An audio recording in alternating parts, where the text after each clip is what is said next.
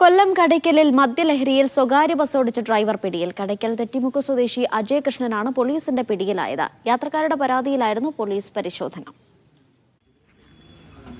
കല്ലറ കടയ്ക്കൽ റൂട്ടിലോടുന്ന സ്വകാര്യ ബസ്സിലെ ഡ്രൈവറാണ് മദ്യപിച്ച് വാഹനമോടിച്ചതിന് പിടിയിലായത്.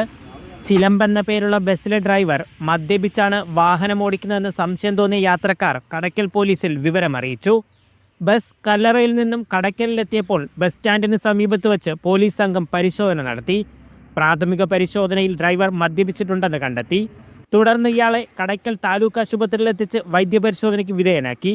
വൈദ്യപരിശോധനയിലും അജയകൃഷ്ണൻ മദ്യപിച്ചിട്ടുണ്ടെന്ന് തെളിഞ്ഞു. ബസ് കടയ്ക്കൽ പോലീസ് കസ്റ്റഡിയിലെടുത്തു. ഡ്രൈവർക്കെതിരെ മദ്യപിച്ച് അപകടകരമായ രീതിയിൽ വാഹനമോടിച്ചതിന് കേസ് രജിസ്റ്റർ ചെയ്തു.